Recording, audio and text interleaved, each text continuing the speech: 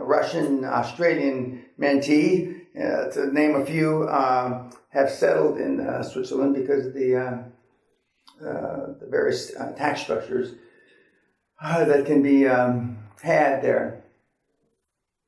Yeah. What about the inversion in Ireland? Well, I mean, the inversion in Ireland has been around 10 years, and it's saved a lot of people. And Ireland did it for the benefit that the money coming into Ireland, because they're starving for various investments that aren't made there. So they changed the tax code, if you will. The primary example is recently Google, I think it is, that owes 20 plus billions in taxes they didn't pay because ostensibly their headquarters is in Dublin or some city in Ireland. I don't know if it's Dublin. And but now the EU, if I understand it correctly, is awake that they're utilizing. It's not illegal. It's absolutely legal, and that EU woke up to it, and the people in the United States that are crying because investment vehicles and investments are being made, and investments are being made abroad and not U.S. based. So they're saying, why are we allowing this to happen?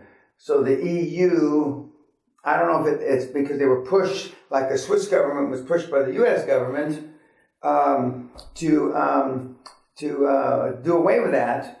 And if that does happen, I'm sure there'll be a fight in the courts. But if that does happen, I mean, it'll have a massive effect on the economy in Dublin. And if they don't move it and it's just taxed by the EU, then that'll be good for the EU because it's got new tax revenue. But I would suspect that why would the Google want to pay the EU taxes? They come back to the United States. But what's the capital gains for EU tax? Okay. If the EU tax structure is more favorable than the United States, then Google will fight to stay there, even if they're paying EU taxes. But this is something that's going to be fought in the courts over the next several years. Nothing's going to happen. But there's a higher probability that if Trump gets elected, that he's going to tell people that inversion is not a good thing, and they're going to try to outlaw it. I don't believe they'll be able to outlaw it retrospectively. In other words, backwards. But I know a couple of deals I'm involved in from a couple of years ago. We had looked at inversion, and based on what's happening with the EU and the Trump-Clinton campaigns for presidency, they said that that problem is going to go away. It's going to disappear, so I shouldn't worry about it. So I'm not worried about it. But again, I'm not as worried about paying taxes as a lot of people because, like I told you, Bunker Hunt many years ago, if you're worried about paying taxes, then you're not making enough money. So, and I find that too many people base almost totally their investment criteria on taxes or the lack thereof, and that doesn't necessarily mean you're making the right investment decision. And whereas I've explained to you, I don't think about anything other than cash. And it makes my life very, very simple. According to this, when, for example, in my industry, we're getting paid cash mostly, I would say 50 to 70%. And how are we going to finance that kind of deals? I mean, obviously it's like a cash cow. I mean, you can't prove to the financial institution track record in the books that much.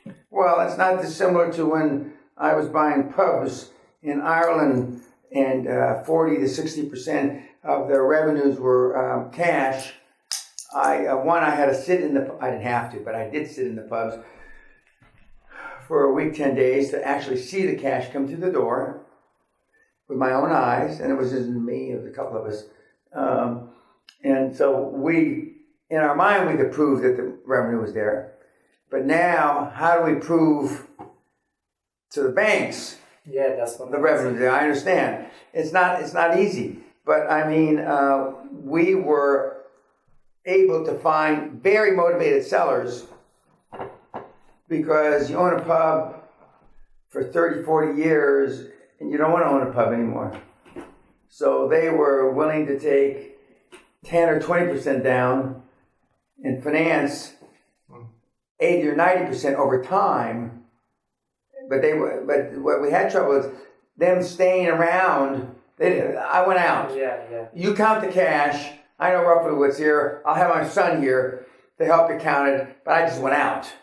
And so, but I mean, finance them over 10 years. And so what we're really doing is we like any split purchase, we're funding the purchase, a majority with their own money, their own cash flow over time. But they've taken the decision, I went out.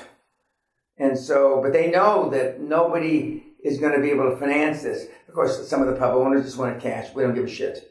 You know how much cash is coming in here. You sat in here. And so you know, and these deals never happen. You know, we want 50 or 60 or 80% up front. But they weren't willing to share the risk of us collecting the rest of the cash, except for a very small portion. So getting back to your question is when you buy some of these people, they have to really be motivated and willing to take the money over time.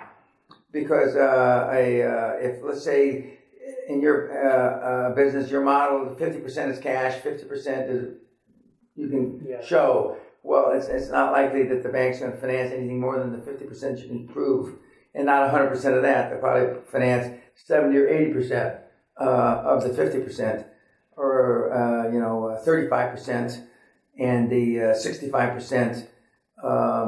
Hopefully, you can convince the sellers to take paperback on. But cash businesses are hard to roll up when you need finance. That's because the banks aren't willing to, share or even allow you to share the risk.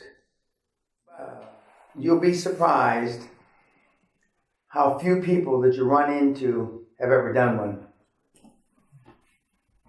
They've heard about it, but there are not that many that have done it. Back years ago, it was very popular to roll up country clubs, golf courses, country clubs, and then the big private equity guys got involved. Years ago, it was tennis clubs, separate health spas, gymnasiums, veterinary clinics, chiropractic clinics, and I just go down the list. You can go from A to Z, and but to find somebody that's done one, I happen to have known a chiropractor that rolled up 25 or 30 chiropractic clinics and sold them off to a health spa unit. The 24-hour gyms that are around, the function of a roll-up.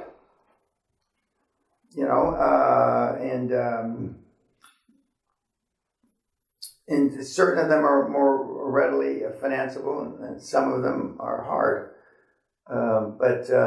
General Motors and all those big conglomerates are all a function of a roll-up.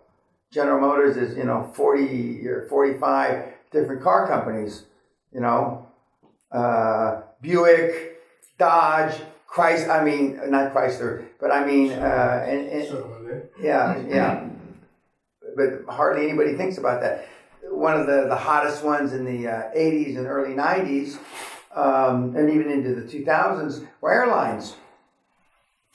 Most of the big airlines, of course, now Deltas with Continental. Those are the last gasps of the consolidation play. But 30, 40 years ago, there was countless regional airlines. How do you like luxury airlines? Who? Private jets. You mean like NetJets? Yes, rolling them up. Smaller planes. I know that Buffett owns NetJets. I don't know. I'm not as familiar with that case because the bigger planes are costly. Okay. And the game in the airlines industries has been leasing for many, many years. But rolling up the leasing companies that provide the finance for the jets, that's another model. And then along those same lines, helicopter companies that provide oil field services in out-of-the-way places like Borneo and shit like that. Companies that provide oil field services to where the frackers are in South Dakota, North Dakota, Wyoming, in southern Canada, I guess it is. I mean, there's a shit ton of them. And then banks from before that rolled up a lot of the private banks. I mean, there's hardly anything that hasn't been rolled up. And what happens is they go through roll-up phase, and then they consolidation, and then some smart guys or allegedly smart guys come in and decide, oh no, we're not getting the maximum return on investment, so now we're divesting ourselves of all of them. So then they sell them, they split the fuckers up, and then 15 years later, they bundle them back up. Right now, nursing homes in the UK, in Europe, are under consolidation again from when I was involved in one of the first consolidation from Four Seasons in the late 90s. And now they're being gobbled up again. So another one that used to be hot, I don't know if it's still is landscaping companies. Companies that make golf courses, forget the golf courses. Companies that do maintenance on big estates. Not up here because most of the people, myself included, do the maintenance themselves. But I mean, what do you call it when you go in and you design? Landscapers, huge margins. And then contractors, and I mean, I can just go. I mean, there's hardly. You drive down the street in Detroit, Los Angeles, and you look at the various signs that are there. You get on the highway and you drive out. You drive to San Diego from Los Angeles. You'll pass at least 100 consolidation plays. At least 100. I mean, it's. And the good news is the banks feel comfortable with consolidations because they've been around a long, long, long time. They've been around. And again, absence of evidence is not evidence of absence. Okay, Vincent, any questions? Do you ever look at projections? Because one of our business... No, I'm not interested. Disregard them altogether? No, don't disregard them. But you don't... Banks do not finance on projections, so why would you buy anything on a projection? Sure. Banks, historical numbers, and one of the things that was brought up in one of the other meetings, the current EBITDA is 6. But the trailing 2 years EBITDA before that, if you average the 3, it's only 3.7. Banks are going to look on the average of 3 years of EBITDA, not the last year EBITDA. The guy that's going to sell to you wants to sell based on the last year's EBITDA. If it's higher. Oh, well, if it's not higher, it's probably not for sale.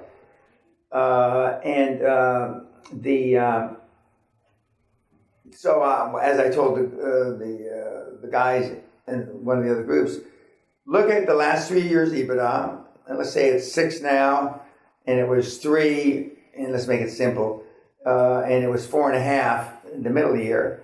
Okay, how does it affect the purchase price if you try to buy it on a blended rate of the 3 years? And in the case that I looked at earlier, it was a difference of 25% in the sales price. Okay, well, that seems like a lot, but in that particular case, the 25% was still easily paid for by the current cash flow to service debt. So there's things to fight over, and there's things not to fight over.